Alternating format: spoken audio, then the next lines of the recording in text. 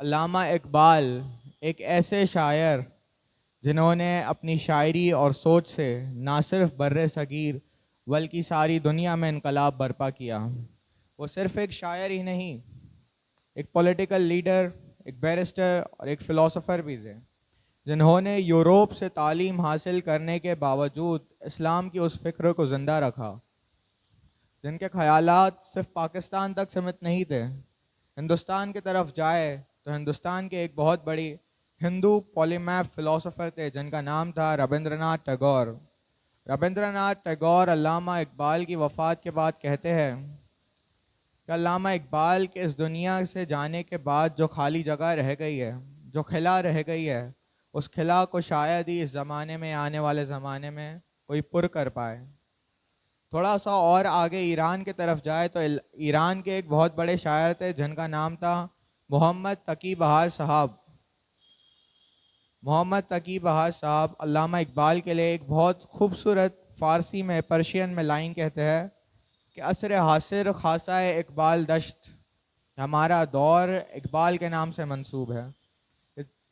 اس دور میں جب بھی کسی بڑی شخصیت کا ذکر ہوتا، چاہے وہ سائنٹسٹ ہو، چاہے فلاسفر ہو، چاہے بیرسٹر ہو، پولیٹیکل لیڈر ہو، اس میں محمد اقبال کا ذکر لازماً ہوتا۔ تھوڑا سا اور آگے مصر کی طرف جائے تو مصر کے ایک بہت عظیم شاعر جن کا نام تھا عبداللہ حزام، تو مولانا جلال الدین رومی آپ جانتے ہیں اللہ کے کتنے بڑے ولی تھے وہ۔ تو مصر کے عبداللہ حزام علامہ اقبال کے بارے میں کہتے ہیں کہ مولانا جلال الدین رومی اگر اس دور میں دوبارہ جی اٹھے تو وہ یقیناً اقبال ہی ہوگے۔ ایک بہت بڑی بات علامہ اقبال کے بارے میں یہ بھی ہے۔ اردو شاعری کے، اردو زبان کے ایک بہت عظیم شاعر جن کا نام تھا فیض احمد فیض صاحب، وہ علامہ اقبال کے بارے میں یہ کہتے ہیں کہ آیا ہمارے دیش میں ایک خوشنما فقیر، کہ آیا اور اپنی ہی دھن میں ایک غزل خواہ گزر گیا۔ بہت بڑی بات اقبال کے بارے میں یہ بھی ہے۔ آخر میں اقبال کے اپنے استاد جن کا نام تھا تھامس واکر ارنولڈ، وہ علامہ اقبال یعنی اپنی شاگرد کے بارے میں کہتے ہیں کہ indeed he is the man of his age, he is the man ahead of his age and he is the man at war with his age، کہ یقیناً اقبال اپنے دور کے انسان ہے، کہ یقیناً اقبال اپنے دور سے آنے والے دور کے انسان ہے، اور اقبال اپنے دور سے حالت جنگ میں تھے۔ اپنے دور کے انسان ایسے کہ وہ اس دور کی بہترین شخصیت تھی، آنے والے دور کے انسان ایسے انہوں نے جتنی بھی وارننگز دی تھی وہ ایک ایک کر کے سامنے آ رہی تھی، اور ہم اسے ایک ایک کر کے سمجھ رہے تھے کہ ہم نے ایسا اگر نہیں کیا ہوتا تو آج ہمارے ساتھ ایسا نہیں ہوتا۔ تو آپ جس فیلڈ میں بھی جائے، علامہ اقبال آپ کی تربیت کرتے ہیں، آپ کو سکھاتے ہیں، اور علامہ اقبال کا جو کلام ہے وہ ریزریکشن بیسڈ ہے، یعنی آپ جس دور میں بھی اقبال کے کلام کو پڑھتے ہو تو آپ دوبارہ اٹھ سکتے ہو، دوبارہ جی اٹھ سکتے ہو، اور اپنے ساتھ لوگوں کو اور اٹھا سکتے ہو۔ کیسا بھی دور ہو، تاریخ سے تاریخ تر دور کیوں نہ ہو، تاریخ سے تاریخ ترین دور کیوں نہ ہو، آپ دوبارہ اٹھ سکتے ہو۔ اور علامہ اقبال کے کلام کو جب آپ پڑھتے ہو تو وہ آپ کو یہ سکھاتے ہیں کہ افراد کے ہاتھوں میں ہے اقوام کی تقدیر، ہر فرد ہے ملت کے مقدر کا ستارہ۔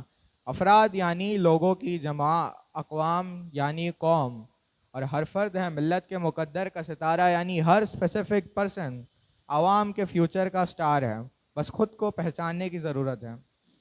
وہ آپ کو یہ سکھاتے ہیں کہ اے طاہر لاہوتی، اس رزق سے موت اچھی جس رزق سے آتی ہو پرواز میں کوتاہی۔ طاہر یعنی شاہین، لاہوت یعنی اللہ کا قرب۔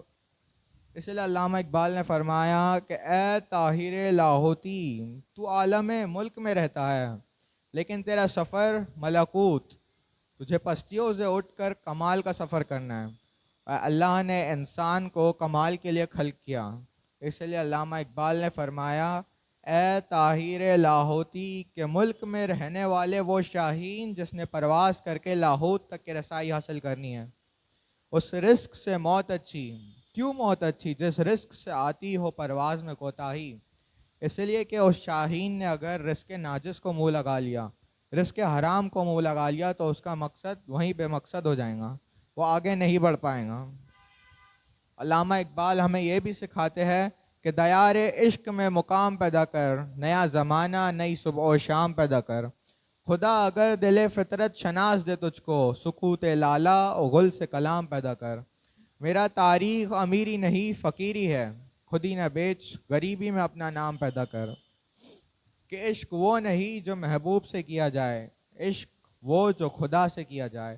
اور عشق کے اس دریا میں آپ اتنا ڈوب جاؤ، اتنا ڈوب جاؤ، اللہ سے اتنی لوگ لگا بیٹھو کہ اللہ کی بارگاہ میں آپ کا ایک مقام پیدا ہو جائے، اور اس مقام کے ذریعے آپ اس دنیا میں اپنی عوام کے لیے نیا زمانہ، نئی صبح اور نئی شام پیدا کر سکے۔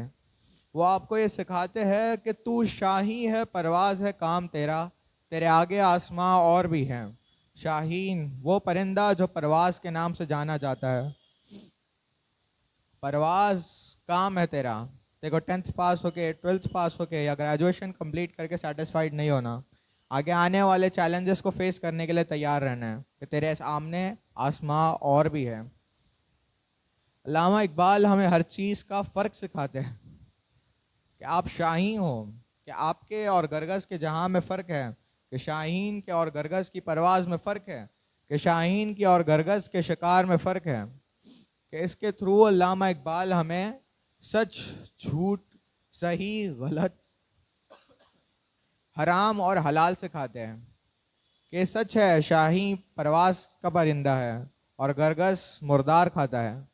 علامہ اقبال شاہین کی بات اس لیے کرتے ہیں کیونکہ شاہین کبھی مردار نہیں کھاتا، خود کا شکار کرتا ہے اور پھر اسے کھاتا ہے۔ شاہین کی بات اس لیے بھی کرتے ہیں کیونکہ جب طوفان آتا ہے، بارش ہوتی ہے، تو ہر پرندہ، ہر جانور اپنے گھونسلوں میں، گھر میں چھپنے لگتا ہے، لیکن شاہین اس طوفان کو پار کرتا ہے اور بادلوں کے اوپر جا کے پرواز کرتا ہے۔ علامہ اقبال شاہین کی بات اس لیے بھی کرتے ہیں کیونکہ جب شاہین عمر دراز ہو جاتا ہے، 40+ جب وہ ہو جاتا ہے، تو اس کی جو چونچ ہے وہ وقت با وقت بزرگی کے ساتھ بہت بڑی اور بھاری ہو جاتی ہے، اتنی بھاری کہ وہ اپنے شکار کو اس سے پکڑ ہی نہ پائے۔ اس کے جو پر ہے وہ اتنے بھاری ہو جاتے ہیں، اتنے بڑے ہو جاتے ہیں کہ وہ اڑ ہی نہ پائے۔ اس کے جو پنجے ہیں اتنے بھاری ہو جاتے ہیں کہ وہ اپنے شکار کو جکڑ ہی نہ پائے۔ تو اس سچویشن میں اس کے پاس دو آپشن ہوتے ہیں، ڈو اور ڈائی۔ یا تو میں موت کو سرنڈر کر دوں، موت کی آغوش میں چلے جاؤں، یا تو میں ایک تکلیف سے، ایک پین سے گزروں اور پھر ایک نئی زندگی شروع کروں۔ وہ پین یہ ہے کہ اپنی چونچ کو چٹان سے ٹھوکتا ہے، تکلیف سے گزرتا ہے، پھر لہو لہان ہوتا ہے، پھر نڈھال ہوتا ہے، پھر انتظار کرتا ہے کہ قدرتی طور پہ اس کی نئی چونچ آئے۔ جب چونچ آ جائے تو وہ چونچ سے اپنے پروں کو کاٹتا ہے، پھر انتظار کرتا ہے کہ قدرتی طور پہ اس کے نئے پر آئے۔ جب پر آ جائے تو پھر اپنے پنجوں کو چٹان سے ڈھوکتا ہے، پھر تکلیف سے گزرتا ہے، پھر لہو لہان ہوتا ہے، پھر نڈھال ہوتا ہے، پھر انتظار کرتا ہے کہ قدرتی طور پہ اس کے نئے پنجے آ جائے۔ ایسی تکلیف سے گزرنے کے بعد شاہین 30 سال کی زندگی اور جیتا ہے۔ تو یہی علامہ اقبال سکھاتے ہیں آپ کو کہ آپ شاہی ہوں۔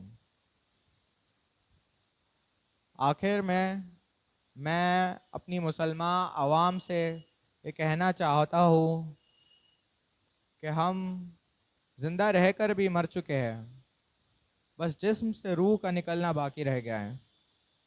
ایک وقت تھا جب ہزاروں کی تعداد میں لوگ جا رہے ہو اور اس میں ایک مسلمان ہو تو لوگ پہچان جاتے تھے، دیکھو مسلمان جا رہا ہے، دیکھو غلام مصطفیٰ جا رہا ہے۔